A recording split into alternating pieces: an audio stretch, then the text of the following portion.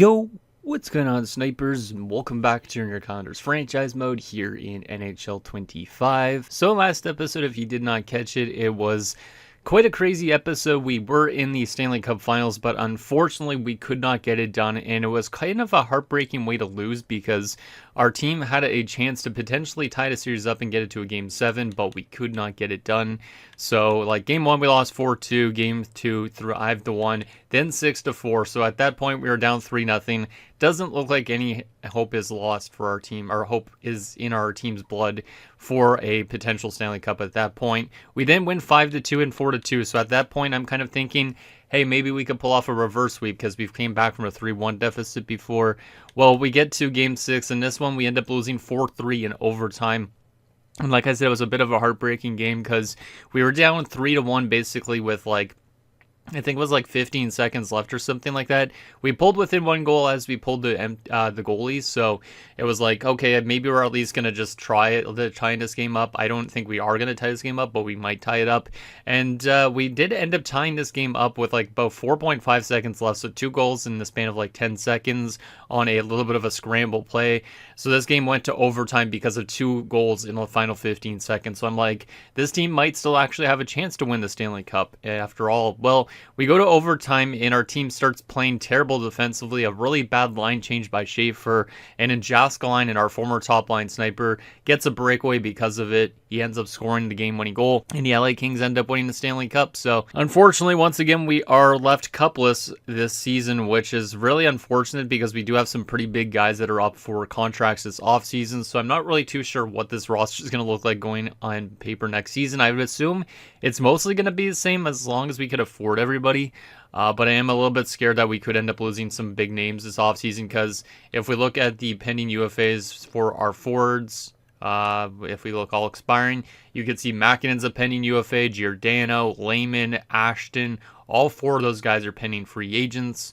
And we also have a bunch of RFAs to also deal with in terms of our forwards and also some of our goaltenders too, like Nicholas. So it's going to be interesting to see what the team looks like next season. I'm really hoping it's basically the exact same as this season because obviously going as far as we did this season, we kind of want to run it back again because we don't really have a lot of time left to win a Stanley Cup in because that was the end of the 2042-43 season. I believe we have until the end of 47-48 or 48-49. So I think we have maybe around 5 more seasons left at this at most, which is kind of insane. So hopefully we can get another chance at a Stanley Cup. If we don't get a Stanley Cup in this series, it's going to really suck, but at least we've had some really fun players in this franchise mode. So yeah, hoping to find a way to maintain this roster.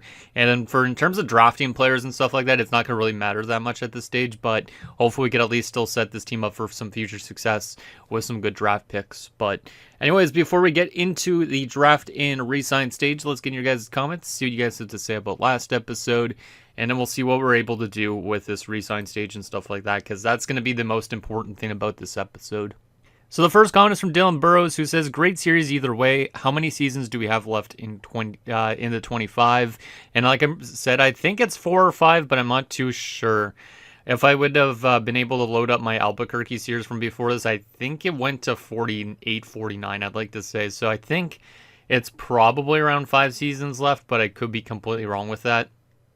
I guess I could technically, if I look at... let's see, how long has Crane played in the NHL at this point? Because he's probably one of our oldest players, right?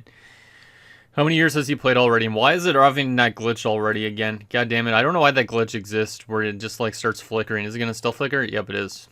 Let's go to player stats and see if it looks better that way. Maybe it's just doing that screen that it starts to flicker like crazy. I just don't want to get stuck in any bugs right now.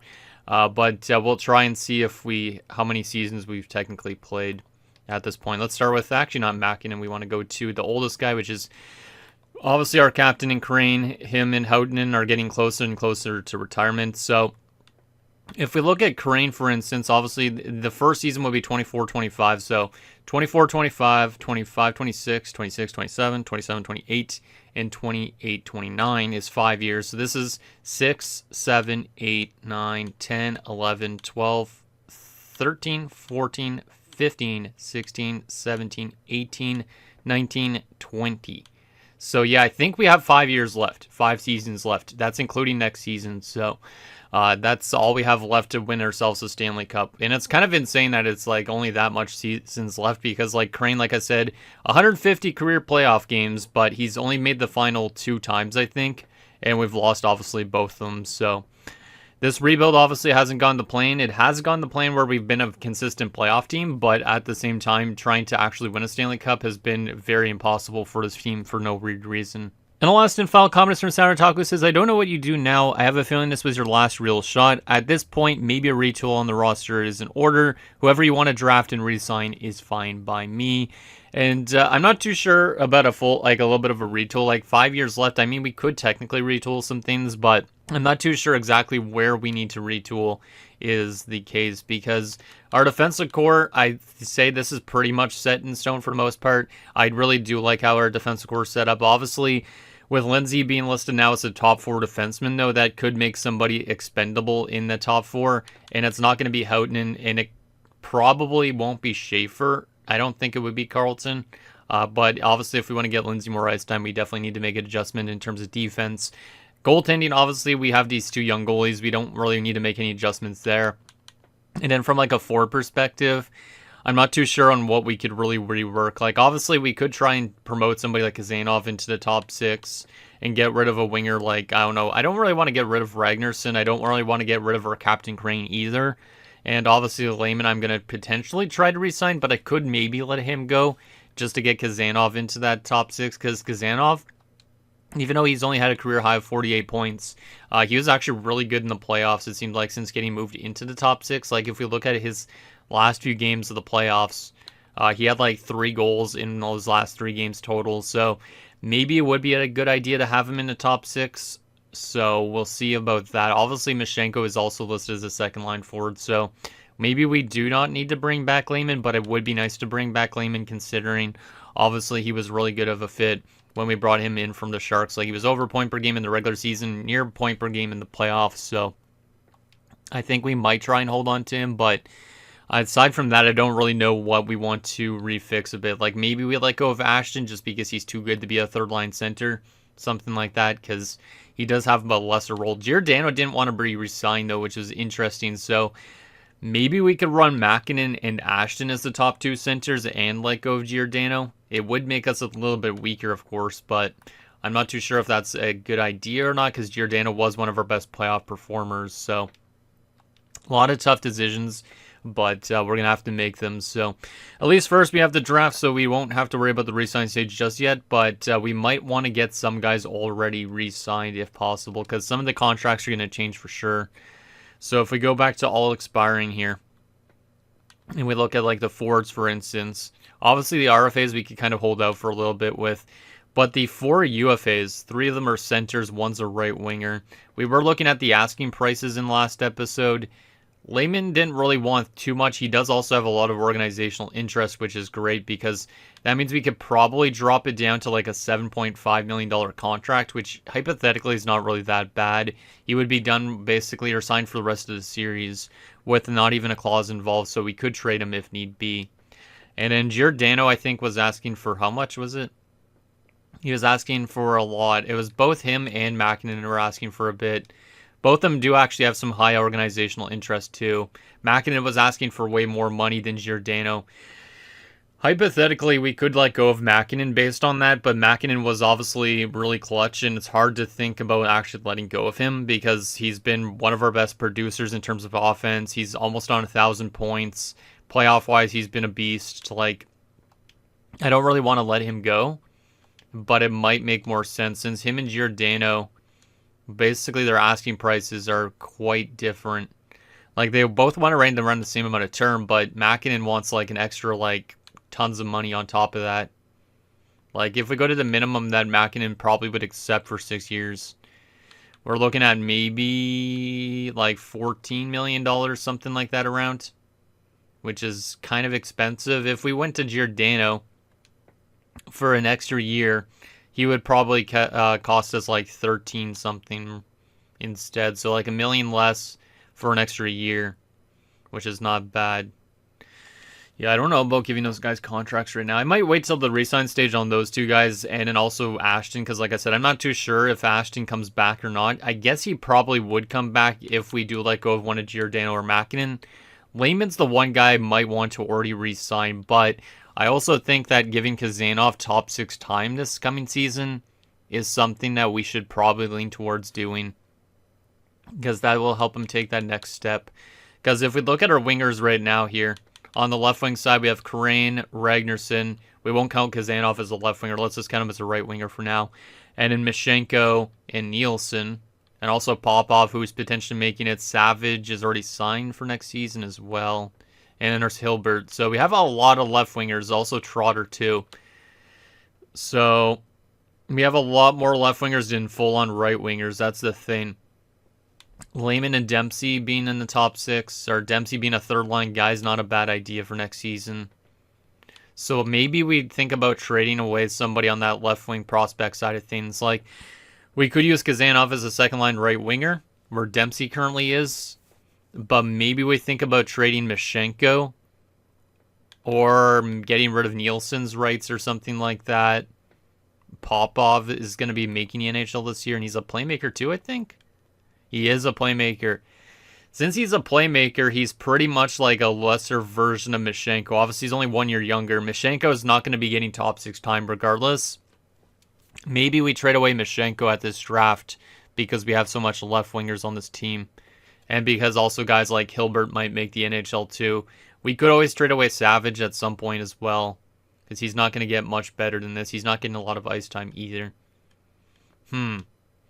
Yeah, maybe we're going to look into trading Mishenko for sure, because he's already signed for a few more years, and also because maybe that bottom 6 has too many guys that are listed as second-line forwards that they're kind of simulating way too good in a way, and then we're not simulating as good in the playoffs, something like that. I don't know. I think that's probably one of the plays to free up some cap space is trading Mishenko at the draft. So anyways, let's hop into the draft and see what we're able to do. We will look probably to flip Mishenko just because of the salary cap hit, and also because there's guys like Popov potentially pushing him out. So, wow, that took a while to load. I don't know why. Let's go find trade and see what offers we get thrown for Mishenko. We might honestly just trade him for a pick straight up, though.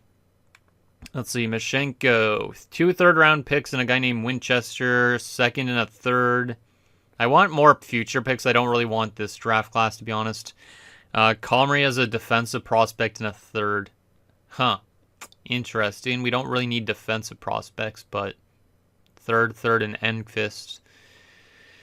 I wish I didn't have to take back a roster player in any of these deals. This guy's an unsigned top 6 4 prospect in a third. That seems kind of interesting to me. And this guy's also a left winger, just like Mishenko. How good does Gove look? Not the best. 60 at 18 is okay. But he is a power forward, which we don't really have a lot of size for prospects. You know, I think that's not a bad idea. We're going to trade Mishenko, I think, to Carolina for Gove, who's not signed yet, but he could get his ELC in a few years. And then we also get a third-round pick in this deal. Like I said, Mishenko is only getting really dealt just because of his role. If he wasn't a second-line forward, we might hold on to him. But since he's a second-line forward, he's not going to be getting top 6 times. So let's trade Mishenko to Carolina, make this little deal, try and offload a player at least this offseason.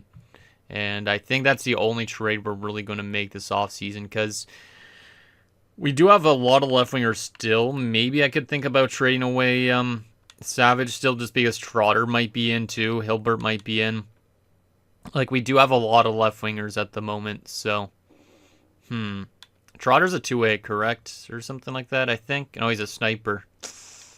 Hypothetically, being a sniper, he should be, like, probably close to where Nielsen is in terms of the lineup.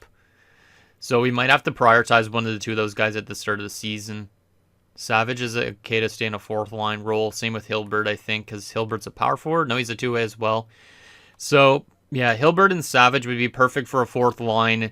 Trotter, Popov, and Nielsen might be fighting for that 3rd-line left wing spot, because Kazanov is likely going to be a right winger, which means if he's a right winger, it could be him, Lehman, Dempsey. We would get rid of Goddard, and we'd have to find like a new 4th-line right winger. All right, that's not a bad idea. It's not a bad idea. So, Yeah, I think we're going to definitely have a little bit of an internal competition, but we'll have to make a decision on who we want to be the third line left winger between Nielsen, Popov, and Trotter. And we'll have to probably trade away one of them at least. I would probably say Nielsen maybe because he has the most value, but who knows how good Popov is going to be in his rookie year and all that. So, anyways, let's see what Utah just drafted. They just drafted this guy named Schroeder, Marty Schroeder. All right, looking like a pretty good two-way forward who's a right winger. No X factors though. All right, I'm trying to think if I want to make any more trades. I don't think so. Where are we drafting again this year? Because I honestly don't remember. 23rd, 31st. Oh yeah, we have 2 first rounders, a second, third, fourth, fifth, and a sixth. Is it worth moving up for anybody? I don't think it was, right? Because I don't think I looked in this class too much. But it looks like a pretty basic class. Like, we could try and move up if we really wanted to. Oh, there was this guy that I had pinned that might be elite, but it's tough to say. There's this guy that's a little elite. Oh, yeah, we did pin some guys that could be decent in the next little bit. So, yeah, we'll probably keep with our own picks, to be honest. Hodgson looks really solid, I think, if I remember right. Nope, never mind, he looks okay. I thought he looked good, but must be forgetting. Pushkarev. Yeah, there's the options, definitely. So I think we're probably just going to stick with their own picks. And we'll obviously see what we do with the resign stage when we get there. Actually, one thing I need to take a look at, if we go back to our player stats kind of in the trade area, I do want to see how good Nielsen's rookie season was again, just in case we decide to flip him. Let's see, how good was his rookie year? Only 6 goals as a sniper, 20 points, not bad. Playoffs, he had no points in our entire playoff run, and he was a -7. So that's where I'm thinking maybe moving out from Michael Nielsen already might be okay. We do have Abney as well, which I didn't even realize. 77 at 22. He could end up competing for that left wing spot as well. He is an enforcer, though, so he probably would be better suited as a fourth line left winger. So he'd be kind of fighting for that fourth line spot at the start of the season with guys like Hilbert and guys like Savage. Because those guys are all kind of fourth line kind of guys. Grinders, two-ways, enforcers. Meanwhile, Trotter, Popov, and Nielsen would fight for the third line spot. So some of these guys might have to get flipped just so we could get a younger guys in or other guys. There's also Terry, too, who's only 21, and he's a power forward as well. He could end up competing for that spot, too, within a year or so. So we do have a lot of left wingers. So we are probably going to have to part ways with some eventually. So I think right now, I'm not going to trade him yet, but I think Nielsen's on the hot seat a bit. I think he is, based on how he played last year in the playoffs. But second overall, Philadelphia took Dmitry Khudobin, who's a right-wing sniper. Has some X factors as well. Big rig, make it snappy, and all alone. Interesting. Let's see what the Oilers get at third. Siklenka. DFD Jakub Siklenka. I don't know if that's actually pronounced like that, but that's how I guess it's pronounced. He has shut down. All right, Colorado at 4 is going to take Esch, who's a sniper, 81 overall. Nice little steal there for Colorado. Colby Esch looks pretty good. Has a lot of X factors. Make it snappy, relentless, shock and awe, and stick him up. All right. And finally, 5th overall before we sim to our first pick is going to be Guerra, who is an 80 overall offensive defenseman, joining the same team as Solovyov and as Bigris as well. All right. We could try and get some of our left wingers to play right wing, but I don't think it's necessary right now because we already have some solid right wingers, especially if we resign Lehman this offseason too. So let's simulate to our pick at 23rd and see what we could snag up here as Salma Leinen just went off the board to Vegas. All right. So there is Robinson, who I had pinned. I'm not too sure if he's actually good or not. Does have no weakness, is 3 years out, so probably a guaranteed top 6, my guess. There's also this May guy who may be good. It's tough to say. There's also Braden Tkachuk. That's probably literally like Brady Tkachuk 2.0. That's hilarious. Trying to think what we want. So there is some guys that I had pinned, like Nicholas, who is a gem and 2 years out. We do need maybe some more centers and right wingers. So between these two might not be a bad idea. Hyber looks pretty solid too. He's not a gem, but he might be a low elite. Yeah, I think I might be leaning towards one of these three guys I had pinned. Did I have anybody else pinned? Oh yeah, I had a shit ton of players pinned. Goddamn. I forgot about like the lowly playmaker and DeKaiser, who looks okay too. 2 years out on him. We do need right wingers. DeKaiser might actually be the pick then. We need right wing prospects. DeKaiser's still only 2 years out, so he might make it before the series ends. I think I'm going to go with DeKaiser. I was going to lean towards one of those other guys, but DeKaiser kind of fits the bill a little bit more. Also, that's kind of cool that he's from France. So let's go with Jalen DeKaiser, since he's a guaranteed low elite right winger. Boom. 67 overall. That's a really good overall. That's better than the top 6-4 that just went beforehand. So I think that was the right call. Looks like a pretty good player. He's probably going to become one of the best French players of all time if we had more than only like 5 seasons left of this. But I like that selection a lot. Hopefully he makes it within those 2 years, because if he makes our NHL team in a few years before the series ends, that definitely could help things out quite a bit on that right wing side of things. So I like that pick. Let's simulate to our next pick at 31st. See what went beforehand. There goes Kachuk to the Devils. Robinson was just a top 6 forward, as we expected. It does not seem like I missed out on anything too much after our selection. All right, so our next first round pick. We do still have Nicholas and such on the board. We could go with Hybrid again, too, because we do have these guys pins still. So Hybrid's 3 years, Nicholas is 2. I mean, since I just drafted a right center, do I need another right winger? Let me take a look at our right wing depth chart a little bit. I don't think we have a lot of right wingers even in the system, so I'm kind of leaning towards the right winger just because the NHL team doesn't have a lot. The AHL team actually does have some too. It does have a lot more. Actually, no, it doesn't have that much more, but a lot of guys that are unsigned are right wingers too, so maybe you don't need as much. But we do have a lot of like kind of low leads that we've been trying to accrue a little bit. Yeah, you know what? Maybe I'll go through the right winger. I'd like the center, but I don't know if center's a spot I need to fully develop right now. We could go for a top 6 DOFD, but no, not going to do that. Even though Nicholas is a gem, I think I'm going to go for Colin Hybert with this pick. Give us another right winger just to try and fill out that right wing side a little bit more before the series ends. So welcome aboard to Hybert. 64 overall, right wing playmaker. He's another playmaker, so was expecting him to be a two-way, but I will definitely take another playmaker. Looks pretty solid, no X factors, but that's a solid first 2 picks in this first round. I like it. All right, let's simulate to our next pick at 59 now and see what else we're able to snag up here. But solid draft for us so far. There is a medium elite goalie prospect. I mean, we could take one, but he's probably not going to make it before the series ends. He's only 4 years out. So by that logic, he'd make it before the series ends by 1 year. Might not be a bad idea to take one just in case Nicholas or Komatov doesn't fully pan out. There's also this gem in Xander Carney. Doesn't look very good, but apparently he's a gem, which is kind of strange. Like, why is he a gem with those type of attributes and maybe that type of potential?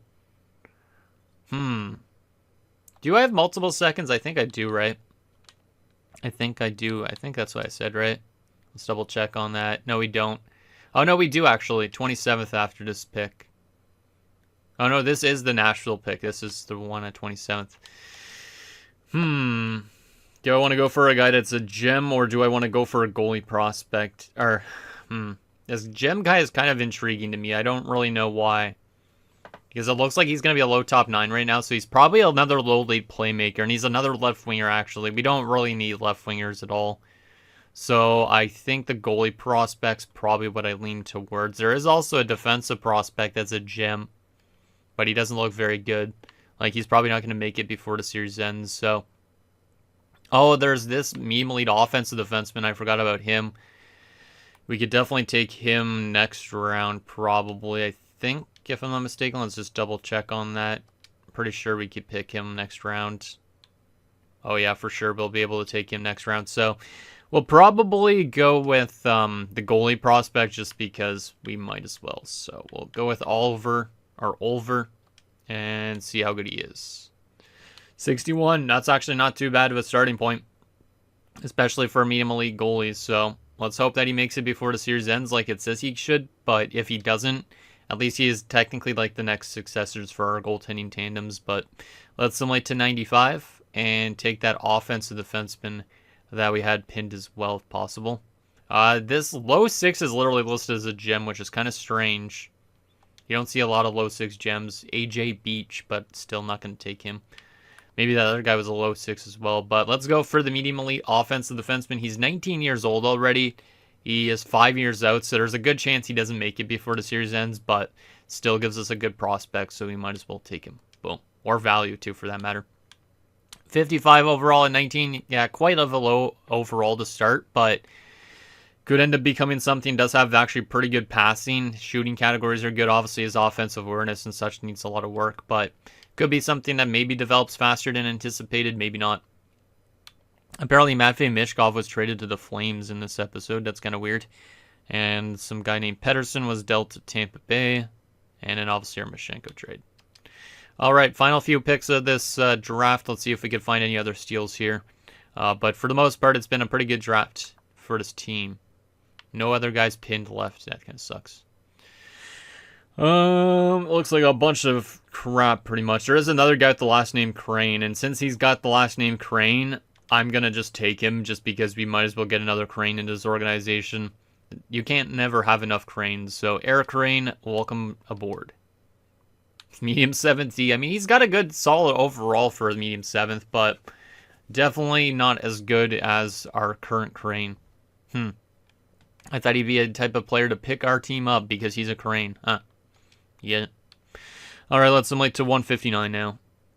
159. See if we could find anything else. But at least the first few rounds were good. Yakola could be a low lead. He's 20 years old, though. 3 years out, though, is not bad, but still. It's either that or another goalie prospect. I don't feel like I need goalie prospects that crazily. Is there anybody with good potential, maybe? Not really. I'm going to just take a chance on that Yakola guy. I know he's 20 years old, but sure. Let's take a chance on you. Boom. Low top 60, 60 overall. Probably not going to pan out, but oh well. Good passing stats. Maybe he could become a good AHLer, but he might not even get his ELC from us. And our final pick of this draft before we get into some Resign stage hell. Let's see. Who are we going to take? This Christie guy could be a low elite. Gavin Christie, right-handed D-man.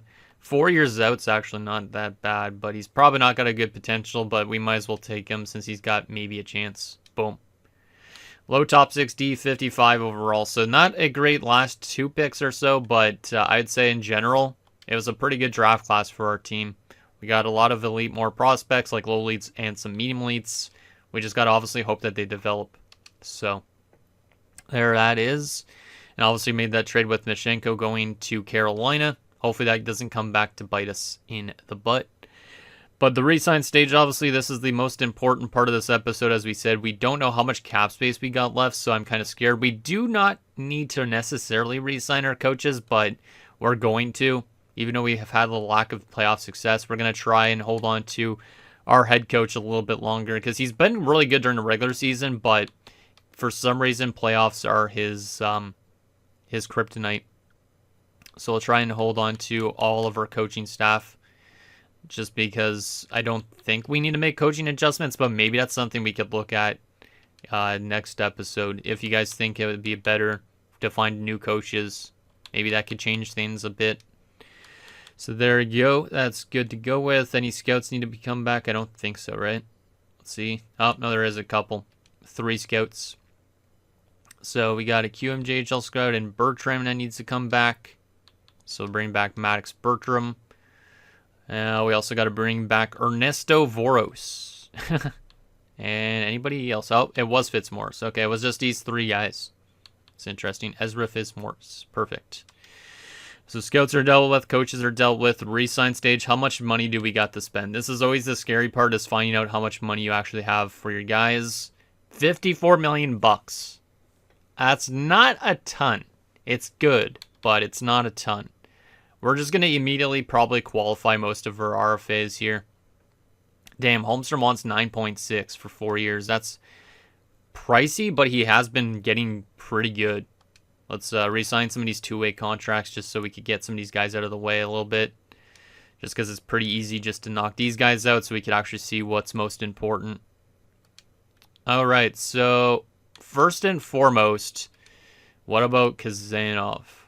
Kazanov wants 9.5. Yeah, I'm going to definitely qualify Kazanov.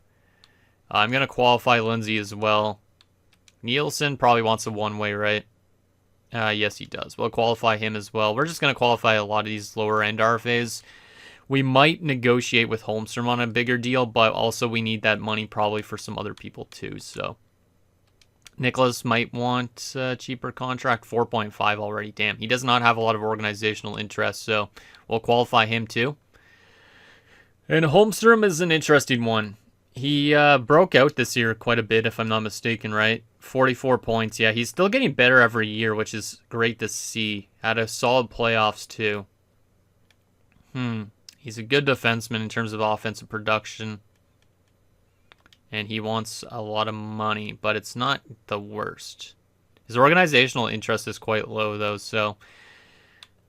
I think I'm just going to qualify him. Since I think I could still qualify him for 2 more years. Let's just double check on that. So he'd be an RFA after 1 year. 2 years an RFA still, yeah. So I can still qualify him for a little bit. So we might as well take advantage of that. But that still would knock us back $5.5 million. All right, UFAs. Let's go to the bottom of this list and let go of some of the prospects that we are not going to be signing. Card's got medium 4 potential, but do I want to bring him in? Oh, he was a first-round pick. Damn, I probably should sign him, but he doesn't look like he's going to become something crazy. That's an interesting one. Pollock definitely needs his ELC because he's a 70 low elite, so we'll sign Pollock. We'll sign McMillan too. Sign those guys to their ELCs, which means we are probably going to free up some roster room a bit. We are going to probably let go of these depth option kind of guys for now, like Deroy Delorier, Sprooks, Barker, and Gaudette, because we could easily find more of those type of guys in free agency. Card, I guess I could give him his ELC just because he was a first rounder. I don't think he's going to pan out, like I said, but we might as well give him a chance at least. Aside from that, we do have this goalie prospect. He probably needs a contract. We'll sign him up. Perfect. So it's down to basically all those RFAs are going to cost us quite a bit. Let's just try and guess how much that would cost us. Let's just say 7 million, 5 million, maybe like 12. That would cost like 3, 15. I'm going to guess maybe that would cost us around $18 million, and then this would cost us around 2.5, maybe. Let's just say $20 million in RFA contracts. So let's go to our calculator for a second here and see how much money we'd have basically to spend. So, or estimated at least. No guarantees on that. Oh, god damn it. Come on. Oh, there's my calculator. Perfect. Okay, so $54 million, or 54,640. And then we'll say minus $20 million just on the dot for the time being. We'd be down to $34 million. 34.64 to re-sign these 4 UFAs. Makinen right now is wanting now a full no movement clause again, of course. 15.325 with not a lot of organizational interest, which means hypothetically we can't drop that down.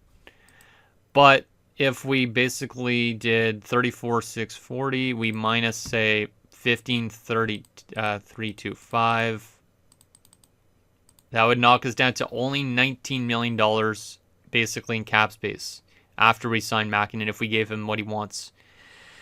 If we get Giordano back at what he wants, we'd only be down to $5 million in cap space. And then if we want Lehman back, Lehman would knock us down to only $10 million in cap space. If we want Ashton back, it would knock us down to $2 million.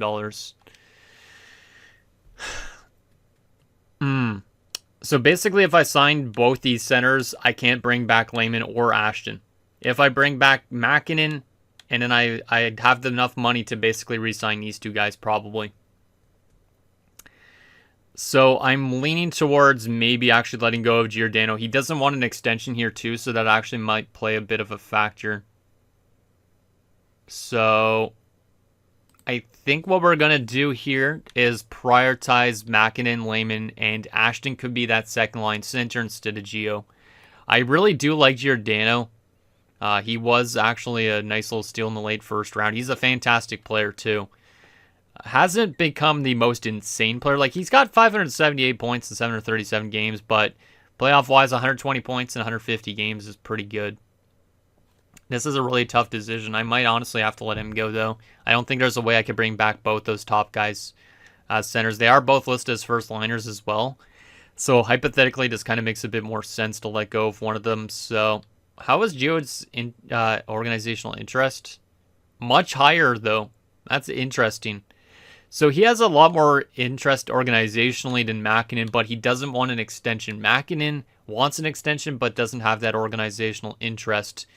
So we're pretty much like with Makinen, we would be locked into 15.325 basically around. We can't lower that much. Giordano, we could lower this potentially. We'd be able to lower it down to maybe a good chunk lower because he's got that organizational interest so high. We'd be able to sign him to, like, say, maybe something like 12, just over 12 million bucks. So if we signed him to 12, that might be more better than giving Makinen exactly 15.325. Like, Makinen's not going to take anything less than 14 probably, my guess. Like, the lowest we could probably go on him is maybe around this point. I don't even know if he would take this, though, too, for that matter, because he doesn't have that organizational interest. We could try offering him 13.4, and if he doesn't accept that, maybe we actually prioritize Giordano over him, because Gio would actually be able to take less money, and he would also take the same amount of term, and he also has that organizational interest. So we are going to offer Makinen first the contract, 7 years, 13.4. If he does not accept it, maybe we turn to Gio instead. So let's see if Makinen will accept that type of money. I really hope he does, because I think I prefer Makinen because of his playoffs, his regular seasons. But maybe if Gio was actually in the spot where Makinen currently is, he'd succeed just as much. It's tough to say. They are the exact same age, though, too. But the 3 overall points makes a bit of a difference, too. And obviously, if we're letting go of one of these two centers, Ashton would come back as well to the organization, and Lehman hopefully as well. So, yeah, let's see if Makinen accepts that first, because I kind of want to know a little bit first if he'd accept less money. And looks like there's multiple morale changes for re-signing, so that's likely him accepting, I think. Is that the case? I could have maybe knocked him down a bit, too, if that is the case, but let's see. As we have scouts accepting. And no, he rejected it. He rejected it at that dollar value, so he probably wants to be confirmed at what he's asking for. I'm just trying to think if justifiably, if it's worth giving Makinen $3 million more than Giordano at the same amount of term.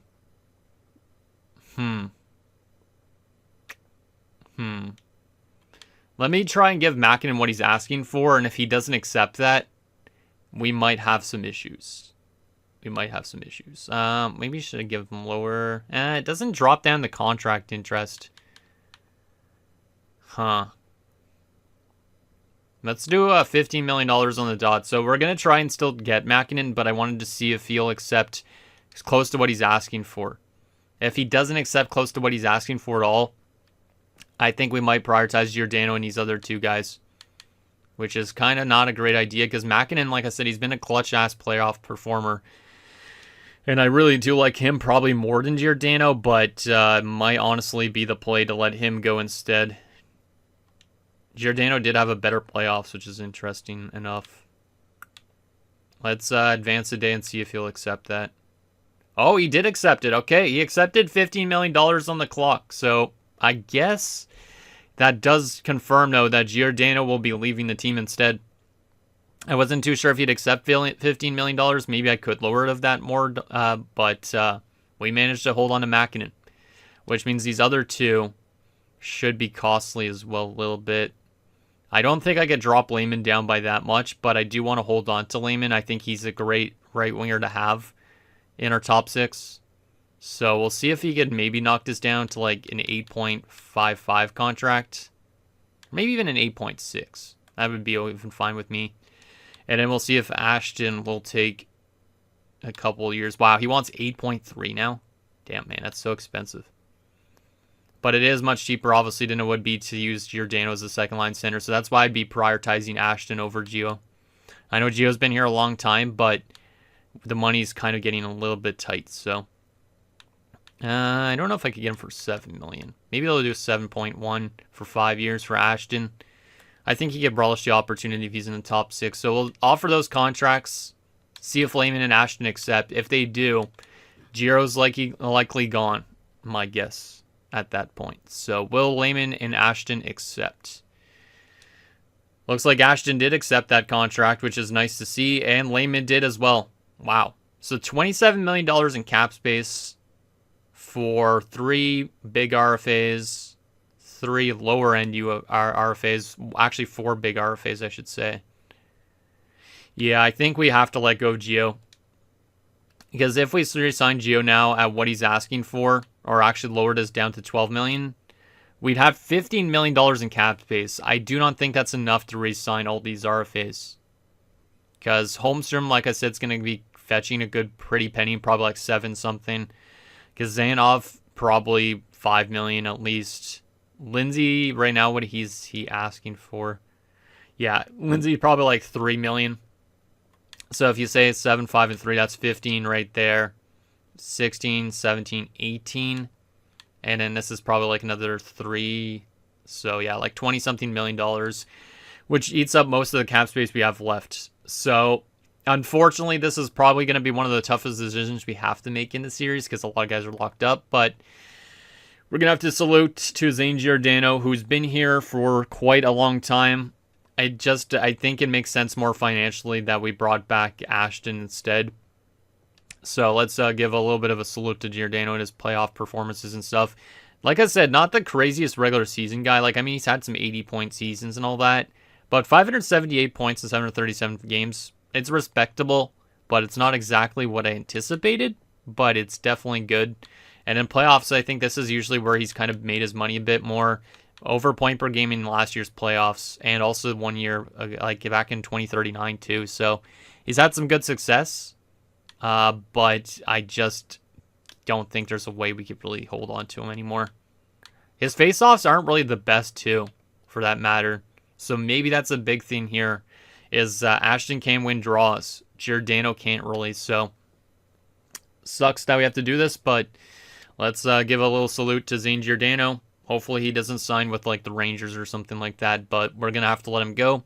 And maybe that's the thing that this team needs, is just a little change like that. So best of luck to Gio in free agency. And that one hurt.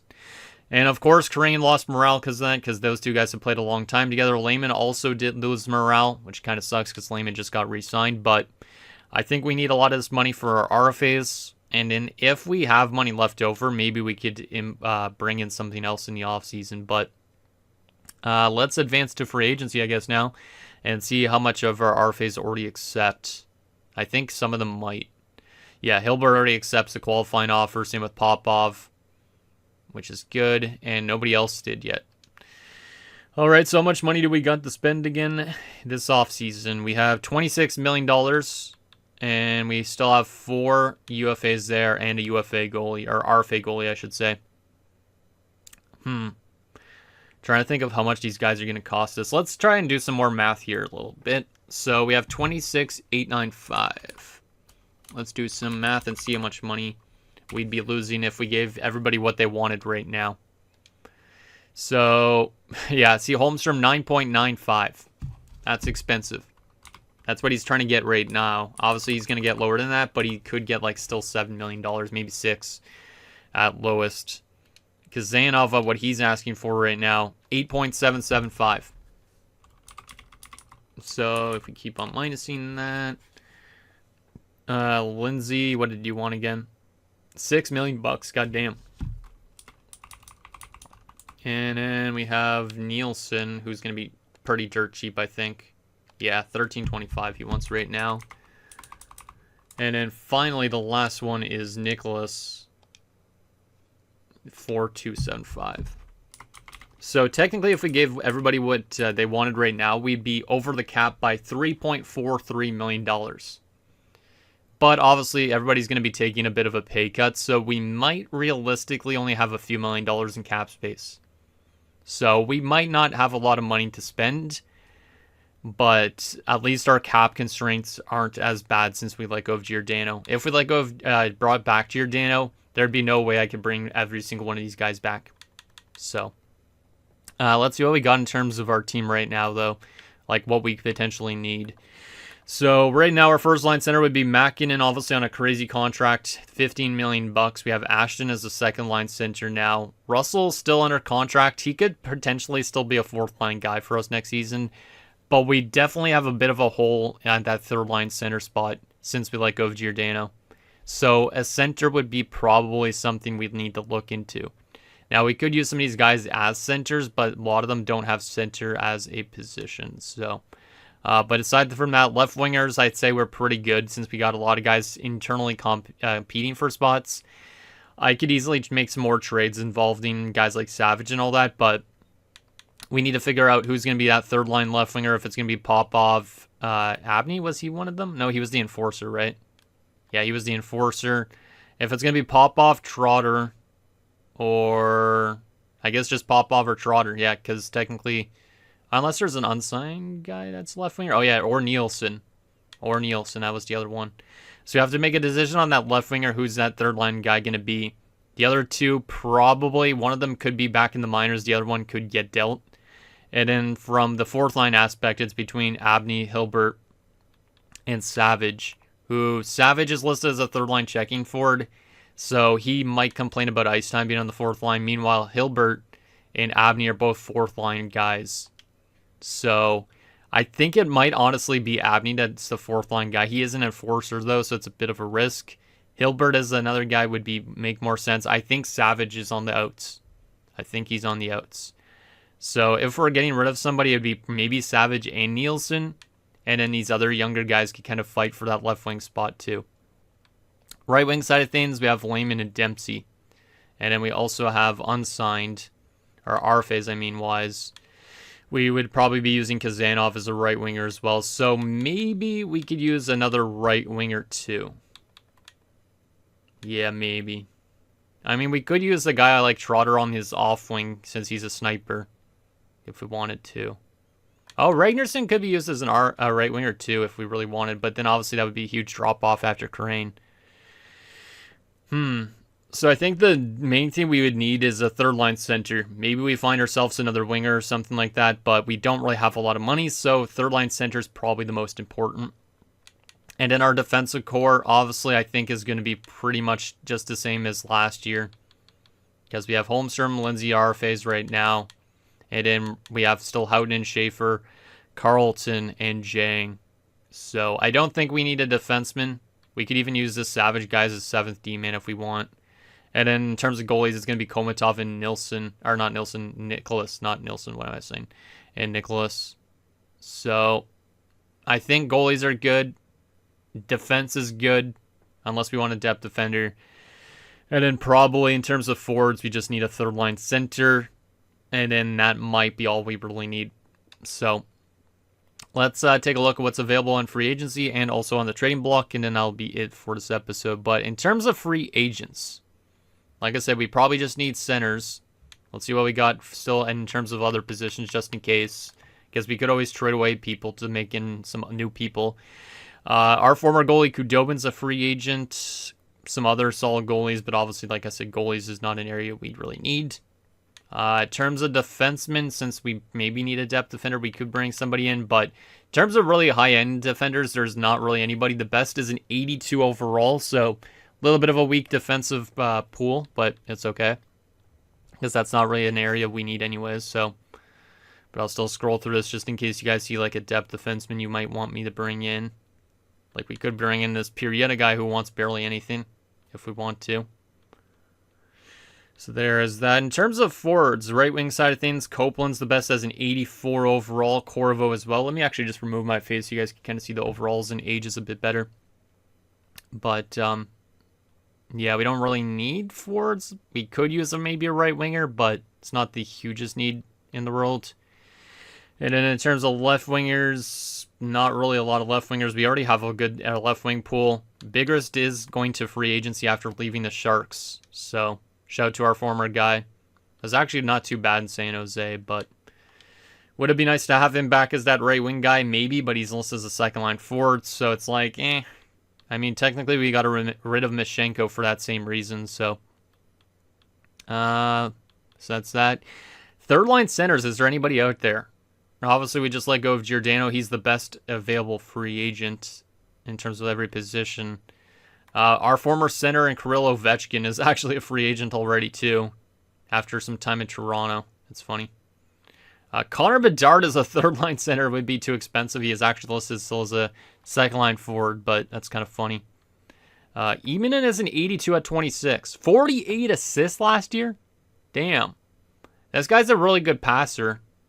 Not a lot of career points, but last year had a breakout season at 26. Wow, good face-off stats as well. Fits our bottom six. How much does he want, though? $5.6 million. The realistic question is our RFAs going to be too expensive for us to afford somebody making 5.6? Because Emanen would be a really nice third-line center to bring us some offense, but I'm not too sure if he's in the cards or not. Aside from that, I mean, there is like older kind of veterans like Fantilli and Cardwell, but don't know about those type of guys. There's not really that much in centers other than that guy. So I'd say Emanen would probably be the one guy I'd look into signing, but no guarantees we'd be able to get him. But like, I mean, with the amount of points he picked up last year in ice time, that's pretty impressive. I think he could be a really solid addition to bringing us some more offense also on that second power play unit or something like that. Or maybe he isn't even on the power play, but I think he could help us out a little bit. So that would be maybe my one signing. But if we can't sign ourselves a third line center, we could always trade for one. We do have some assets we can move out. So let's take a look at the trading block and see if there's anything there. There's Winchester in Anaheim, not really that great. Boston has nothing. Buffalo, same thing. Calgary just has prospects, which is not really what we're looking into at this point. Carolina, nothing. Same as Chicago. Our former defenseman, Sal Malainen's on the block. Obviously not somebody we're looking into because we don't really need defensive help. But looks like Sal Malainen's still doing really good in Colorado.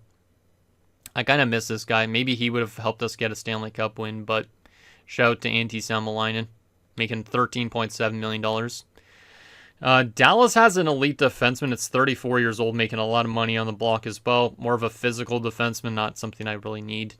Detroit, nothing. Edmonton, nothing. Damn, there's barely anything on these blocks, which is not great. Means we might have to just sign that third line center guy and hope that we could afford all our RFAs. Blake is a defenseman, 35 years old. We don't look for that old of guys, really.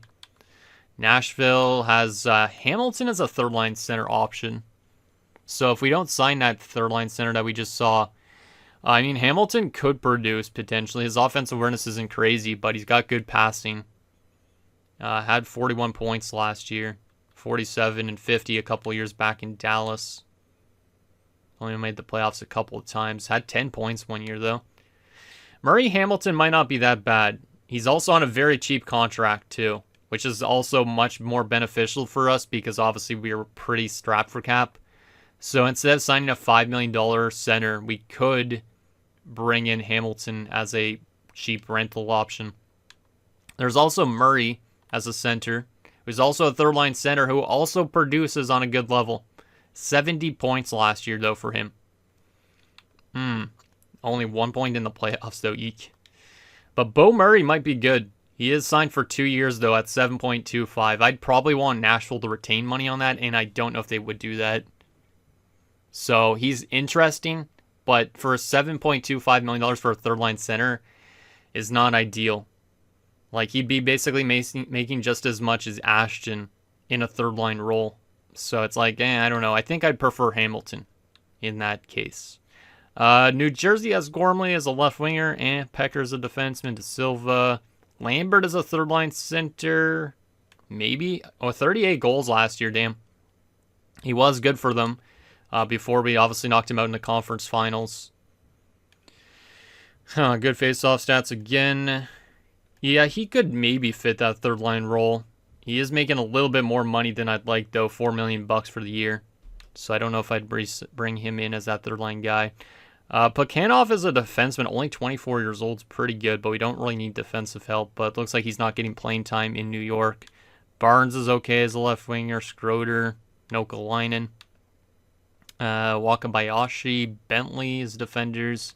We don't really need defensive help, though, so I'd prefer to find that center, which I think that one guy's the most interesting. There's also Leg, who used to play with us as a left winger. Left wing is definitely not an area of need. This guy's a third line center would be good, but he's making too much money. He's just making too much. $6 million for a two-way forward that's a third line guy.